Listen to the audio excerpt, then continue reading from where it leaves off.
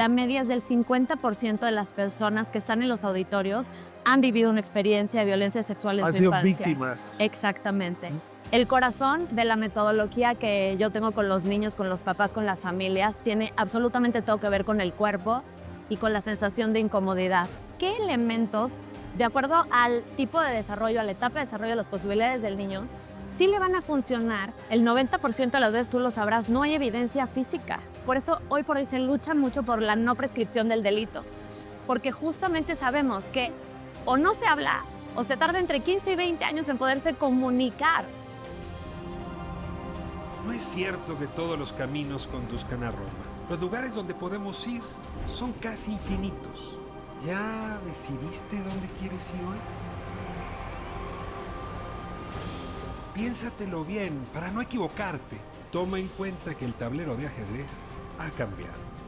Hoy el rey se ha enterado que va desnudo. Y cuando el poderoso lo olvida, la verdad se encarga de desnudarlo. Hay que tener talento para pensar fuera de la caja, para combatir los prejuicios, los ajenos, pero sobre todo los propios. Cada quien posee una pieza única del rompecabezas. Por eso intentamos dialogar, para armarlo juntos. La palabra nos libera y la conversación nos empareja. Aquí no hay lugar común. Esta noche, en No hay lugar común, presentamos una conversación en el marco de la Feria Internacional del Libro. Y aquí tengo a Paula Aguilar. Muchísimas gracias, Pablo, por acompañarnos. Gracias por recibirme, Ricardo. Pretexto, este texto inaccesible, herramientas para distanciar a nuestros hijos de la violencia sexual. Es un fenómeno, hay que decirlo, del que apenas la humanidad empezó a hablar franca, abiertamente en fechas recientes, lo cual hace que no tengamos tantas herramientas. Es una cosa que sorprende. Te agradezco mucho que estés aquí, te has especializado en esas herramientas y te lanzo la primera pregunta. ¿Herramientas para prevenir o herramientas para salir del trauma que implica el abuso sexual infantil?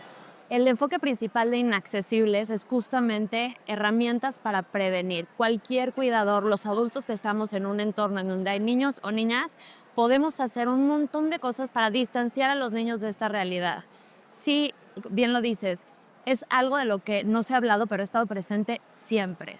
En los auditorios en los que yo doy conferencias, hago siempre una encuesta anónima y la media es del 50% de las personas que están en los auditorios han vivido una experiencia de violencia sexual en Han su sido infancia. víctimas. Exactamente. Niñas, niños, hombres, mujeres. La tendencia es más hacia la figura femenina. Se habla de 1 de cada 4 niñas y 1 de cada 6 niños. Sin embargo, no es exclusivo de género. Esto es una realidad que permea a toda la sociedad porque es una realidad psicológica, es un fenómeno psicológico, no es un fenómeno ni social, ni económico, ni cultural, ni religioso, aunque por supuesto hay factores que exacerban el que pueda presentarse o no. Te interesa mucho esto que estás diciendo, que no es físico, no solamente físico, sino es esencialmente psicológico. Pero déjame dejar este tema a un lado y ahora regresamos a él. Cuando eres niña, muy temprano te dicen, el foco rojo ese que está ahí en el semáforo quiere decir que no pases la calle, ¿no? Si vienen carros, por favor, voltea para los dos lados. Y es muy común que nos den instrucciones desde el primer entendimiento de cómo comportarnos frente a los peligros de la ciudad. Y sin embargo, en el tema de la sexualidad y la eventual agresión o violencia, ahí se tarda mucho en darnos estos focos rojos y estas explicaciones. Te pregunto antes de hablar del niño y la niña, ¿por qué los papás, los tíos, los adultos no nos animamos a hablar de eso a tiempo? Yo creo que todo lo que gira en torno a la sexualidad ha tenido, por supuesto, que muchos tabús, muchos estigmas. Se ha generado esta sensación a través tal vez de las mismas experiencias o de la cultura, en donde es un tema que nos incomoda, que no se habla, que no sabemos cómo abordar. Y creo que por siglos es un tema que queda más bien como en lo privado, en lo escondido y en lo oculto, pero no hemos brindado a los niños la oportunidad de poder poner el tema sobre la mesa, incluso al nombrar los genitales por su nombre. Cuando yo doy mucho psicoeducación a padres y a educadores, y aún el día de hoy se incomoda a la gente de escuchar las palabras correctas. Entonces, de entrada me parece que el tema no ha estado sobre la mesa porque nos incomoda. A ver, no he estado sobre la mesa y mientras hablas, sí recuerdo al tío típico de la familia que ve entrar a la niña y, oye, qué bien te has puesto. Oye, Sí. pero ya eres toda una señorita. Y la chiquita tiene 11 años, Sí, ¿no? sí. No se ha puesto y al mismo tiempo está todo el tiempo en la conversación. Está todo el tiempo, es como el elefante en la sala. Todos lo ven, hablaba ayer del tío Oscar, ¿no? Como el del Rey León. Es esto que percibimos, El tío nos Oscar, yo estaba pensando en el incomoda. tío Oscar, pero tienes razón. El tío Oscar. El tío Oscar.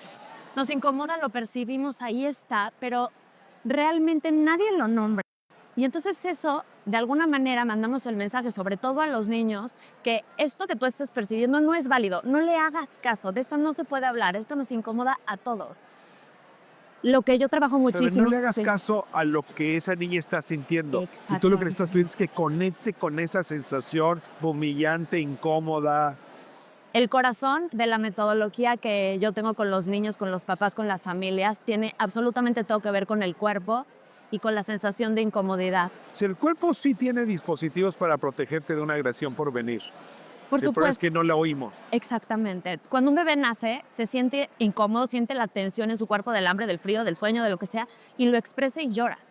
Vamos creciendo y vamos inhibiendo estas expresiones por los mismos límites y las normas que están absolutamente bien, siempre y cuando no haya una desconexión del cuerpo. La idea de todo este libro y la metodología de todo el libro es qué elementos, de acuerdo al tipo de desarrollo, a la etapa de desarrollo, a las posibilidades del niño, sí le van a funcionar para poder detectar que está en una situación de riesgo y darle autoridad para irse de ahí o comunicar. Antes de pasar al trauma y la parte Sí. física o psicológica, en esta misma etapa de prevención tengo una interrogante que quería compartir contigo como especialista. Nos enseñan desde muy temprano a agradar. O sea, apenas abrimos los ojos ya tenemos que sonreír, el olor del bebé, pero conforme vas creciendo, empiezas a desarrollar formas de seducción para ser aceptada o ser aceptado, ¿no? Y estas formas de seducción, muchas de ellas son formas de sexualización. Y nadie nos dice que no es necesario ir hasta allá para agradar, que podemos ser queridos, yo diría por menos, pero sobre todo sin necesidad de exponernos. A que de pronto nos digan, pero tú lo estabas buscando. Por supuesto. Y es que son todos estos mensajes que no se hablan, pero que se transmiten con una fuerza muy grande. Creo que la cultura de complacer y de poner las necesidades del adulto por encima de las del niño o de no darle voz a lo que está sintiendo el niño. Por supuesto, hay una parte confusa entre la crianza, es decir, o la educación. Por supuesto, te tienes que ajustar a una norma, no puedes pegar si tienes ganas de pegar, tienes que contener las ganas de pegar y hay otras maneras de resolver.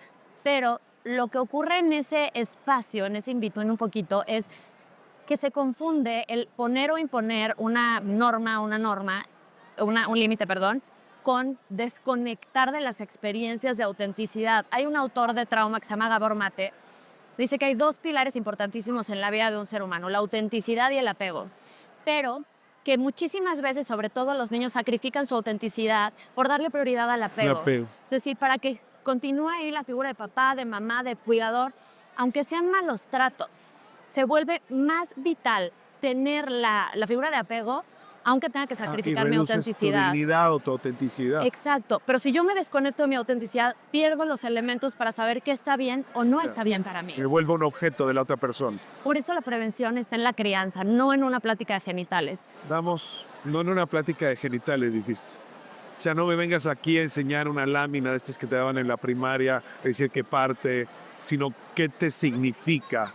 Si un niño, por ejemplo, ha experimentado en su vida cotidiana que tiene una voz, que sus papás le dan autoridad para decir, no me gusta, yo no quiero saludar así, yo voy a saludar con mi voz, no voy a dar un beso, no voy a dar un abrazo, que esa sensación que tuvo, esa incomodidad, tenía una autoridad y vivió este respaldo por parte de figuras Fue significativas. respetado en su forma de expresarse.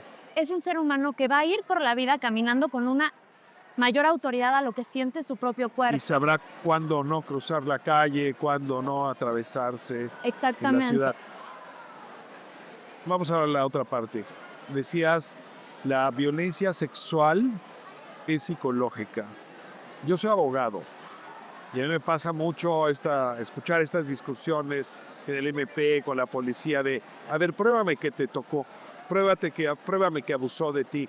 No hay evidencia, no puedo yo acusar falsamente a este pobre señor que abusó del niño.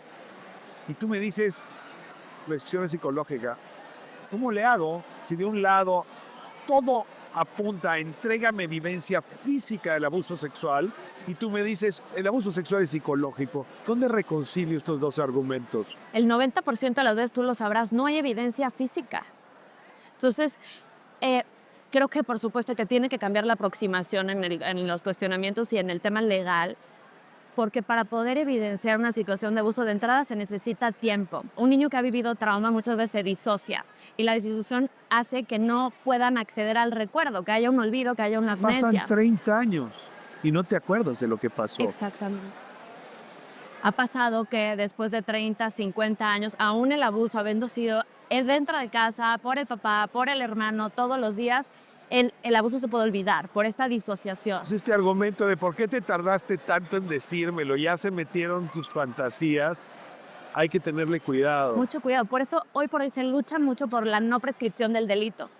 Porque justamente sabemos que o no se habla o se tarda entre 15 y 20 años en poderse comunicar. Y se comunica no a una autoridad, a otro FAR. Realmente el tiempo de poder procesar, ponerle un nombre y entender lo que me pasó es bastante.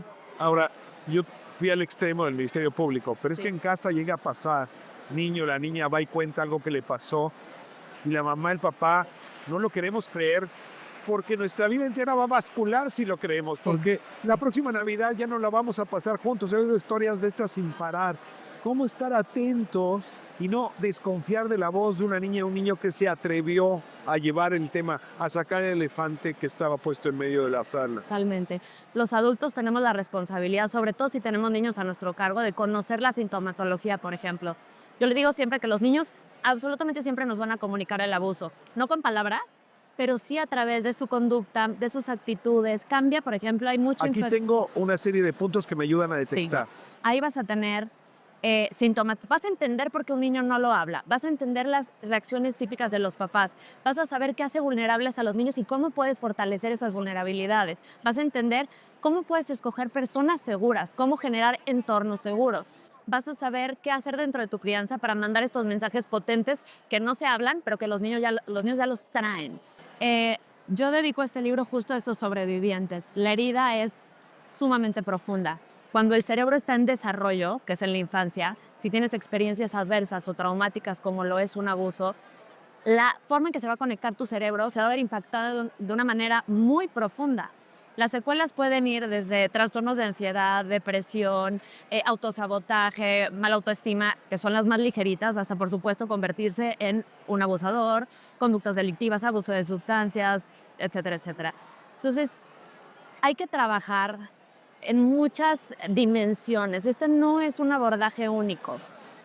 Impacta tantas diferentes dimensiones que el abordaje tiene que ser multidisciplinario. Y dependiendo del caso será el pronóstico para volver a estar en un estado en donde por lo menos el sistema nervioso ya no responda de acuerdo al trauma, sino de acuerdo a la realidad actual. Paula Aguilar, si alguien te acaba de escuchar y quisiera acudir a terapia contigo, ¿puede? Sí. ¿Sí? Estoy en redes sociales, hago mucho trabajo de psicoeducación en redes sociales, estoy como Mamá Conciencia. Mamá en Conciencia. Porque soy mamá de 3 también y así empezó esa red, pero me pueden localizar de esa manera en cualquier plataforma de redes sociales. Mamá Conciencia, Paula Aguilar, inaccesible. Y bueno, fue una probadita del contenido de este libro. Muchísimas gracias. Muchísimas gracias.